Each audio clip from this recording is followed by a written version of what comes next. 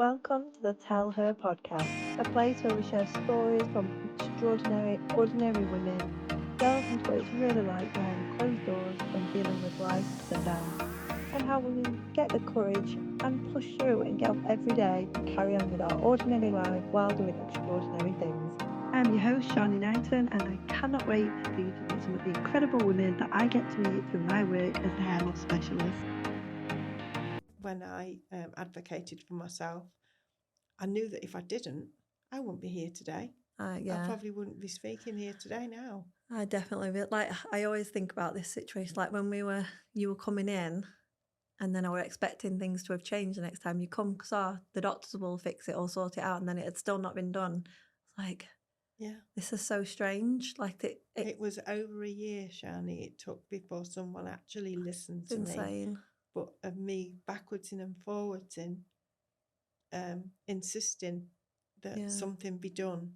I needed to be referred to somebody else, or somebody needs to look at this. And I think people just they were passing the buck, and that's why it took so long to the dentist. And I don't think it was a case of passing the buck. I think it's a case of they just didn't know what they were facing because they'd never seen it before. Okay.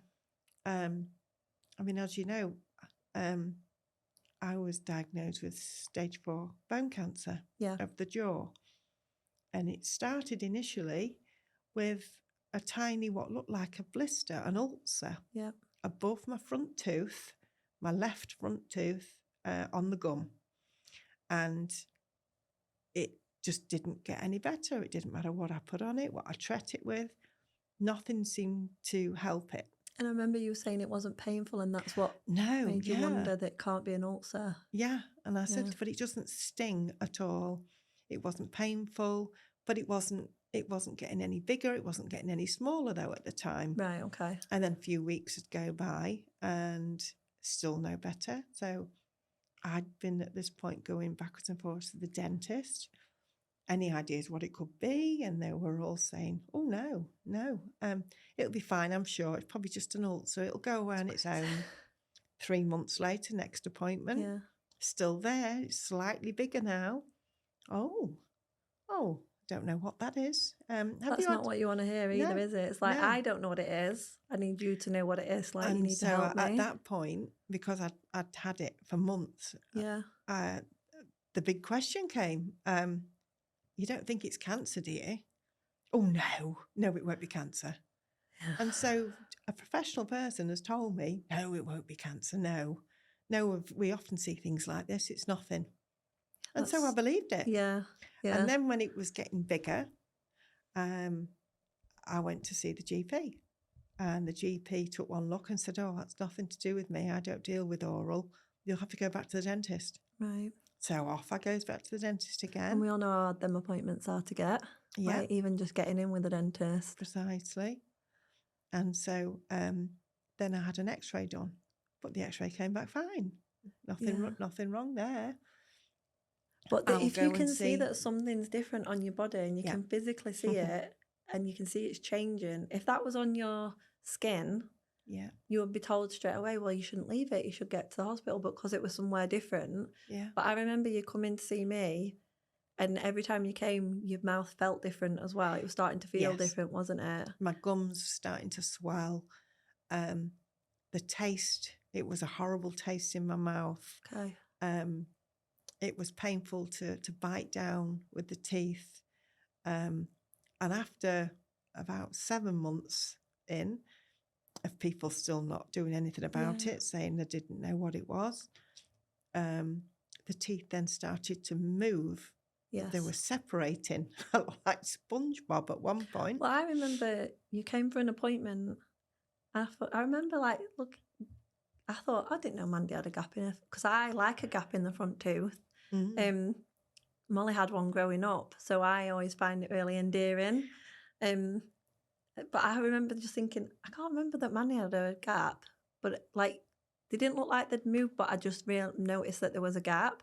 And then you came in and said, oh, I've got a gap. I was like, oh my God, it's actually swollen that much. It's caused a gap in the middle of my teeth. Yeah. And so I said that, but I'd got an appointment back with the GP again, because the dentist, although the dentist said that they thought it was an ulcer, they didn't really know what else it was. They'd also taken photographs privately on their phones and sent them to colleagues in London who worked in London dentists. And they said they hadn't heard anything back from them, that they didn't think it was anything to worry about.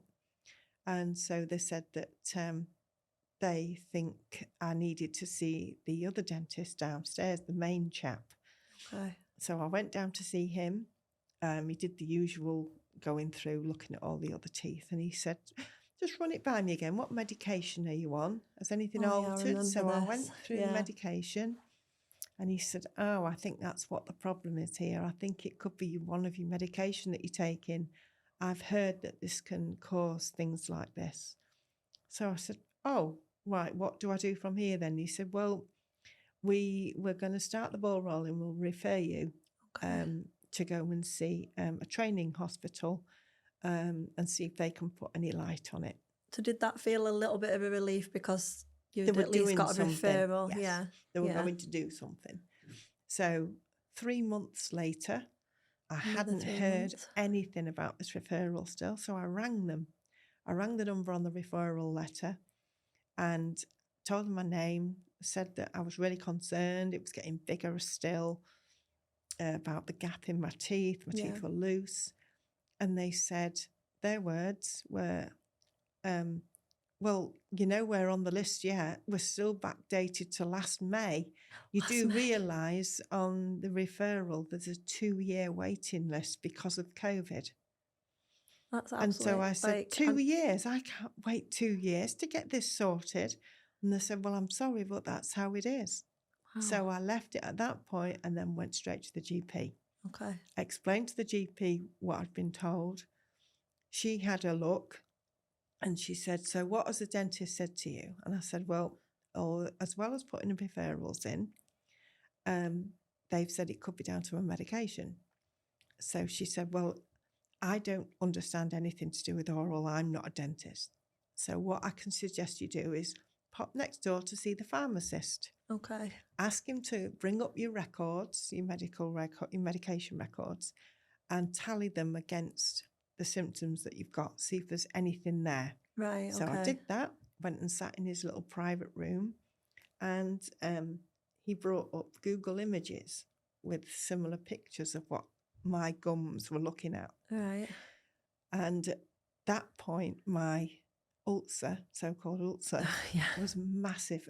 Originally, it started, I'd say, the size of half a pea. Yeah. And it was now the size of 2 20-pence pieces together. And it was like a white colour. Yes. It was like a horrible, like a bubbly. Yeah, like a mottled. Yeah. I remember like looking and it was all like raised and like clearly a it shouldn't be there. Yeah. Well, it's clear it shouldn't be there, isn't it? It's like, this is not right. So I went to the pharmacist, he got these images up and he said, oh yes, he said, according to this corresponding with one of your medications you're on, there is likelihood that it can cause symptoms like what you're displaying. Okay. So go back to the doctor, explain what I've said, and say you do need referring, you need to see someone specialist. Yeah. How many appointments have you done at this point though? This is like so many appointments. This was about 13, 14 months in now from the very first referral that they'd put me forward for. So the GP put me forward for an urgent referral. Okay. And another 2 weeks had gone by and I hadn't heard anything. So I rang the number with this urgent referral, this different place. Yeah. Who informed me that they decided to knock it down from being urgent to just normal. Yeah. And there was a waiting list. And I said, well, why have you knocked it down? The GP has sent it through as urgent. Yeah. And he said, well, we've decided it's not classed as urgent. So I was livid at this point. Yeah, I would have been absolutely livid at this point. Rang my GP back, explained what they'd said. Yeah. They were just as cross as I was. Yeah. And they said, right, we're going to send another urgent one with obviously a little note aside. Yeah, Do thank not God for alter. the GP is now listening to you. And so they did. And within, I got a text appointment to go. I wonder what the letter said. to go the following week for this appointment at Scunthorpe. Right. And I went across to Scunthorpe with my husband. And at this point, my mouth was so painful. I couldn't eat. I was very limited what I could drink. I remember you were saying you felt like they were going to fall out. Oh, it did. I thought if I'd sneeze, that my teeth would just fly out across the room. Sure. They were that loose. I could wiggle them with my tongue. So then I went for this appointment. They took a look at me and said, oh, yes, we definitely need to do biopsies on this. But unfortunately, we haven't got the clinic ready with the staff that we need. So can you come back this time next week? Yeah. So, yes, went back the following week. They did a biopsy where they took part of my gum away. And I didn't get an appointment to go back for the results of the biopsy for 3 weeks. And I remember you coming in to see me, and I was like, well, it can't be the big C word, because that would be urgent. Yeah. And I was like, we were having a whole conversation, and I think I'd convinced myself, and I was trying to convince you, and I know that's the worst thing to do, but like... I was, in my own head, I was convinced it was cancer. It was. Yeah, and I was just thinking, no, because if it was, as soon as the results are processed, they're going to be calling you. Yeah. And 3 weeks is a long time. 3 weeks. For something to be... So I went in, saw the same guy, big smile on his face. God. And at this point, where they'd cut away with the biopsy, they'd taken the slice of the whole part of where the gum had got this horrible stuff on it. Yeah. They'd taken about 2 inches straight across, and they said that they'd taken it all and sent it off to be analysed. Yeah. And he said, and the reason it's taken 3 weeks is because they need for it to grow on the slides and everything. And so I walked into the room, and he patted the chair next to him, big smile on his face, and he said, come and sit down, Mandi. Big smile. And so I sat down looking at him. I didn't smile. I didn't, because my mouth looked awful. And he said, good news. And I went, really? And he said, yes, your results have come back from your biopsy. He said, and all it is thickening of the gums. I'm not even a dentist. And I just looked at him, thickening of the gums. And he said, yes. And he said, you don't look very happy about that. I said, well, I'm not. I'm really confused. And he said, why? I said, because if it's just thickening of the gums, why has it come back 10 times worse than what it ever was? And he said, what do you mean? And I remember he was sat on a chair with wheels, like they do in the doctor's surgeries. Yeah. And so I just lifted my top lip up to show him. And he pushed himself back. He recoiled back in his chair. His face was agog. And he just said, oh, Mandi, I wasn't expecting to see that. That's not right. No. I've been telling everyone for the last 13 months. He said, that's certainly not right. And I said, no, it's not, is it? And he said, we need to do another biopsy and we need to go deeper. Thank God it wasn't this. I was thinking about this before, and thank God it wasn't a telephone appointment. Yeah. Because so many people are giving results now. Just that. Yeah. So I said, yes, I agree. And he said, are you happy about us doing another biopsy? And I said, yeah.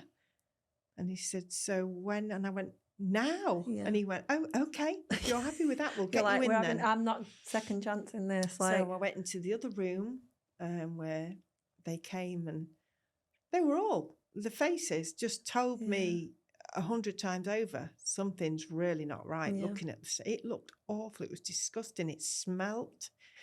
It tasted vile. My teeth were just dangling. Anyway, so they said, right, we'll get you down on this chair, put me back. He said, unfortunately, we can't inject you because we don't know what we're injecting into. He said, we can try and do around the side. So we had to have that done with no numbing? Yeah. Mandi, I never knew that. So they took 2. And you can feel it and hear it as it's going onto the bone. Oh, Mandi. Horrible. I'm grabbing onto the chair as you do. I'd got tears just streaming down the side of my face. You were determined then? Oh, Because yeah. a lot of I people would have needed it just done. said, I can't do this. And so they went in twice. And then the chap said, right, I'm going to go and bring the dentist back in just to see if we've taken enough for him. So I went, okay. So he comes back in and he went, oh, yes, that's great. That's great. Would you mind going in once more and just taking a bit more on that side? And I remember laying there on the bed at that point and I'm saying, I really don't like you.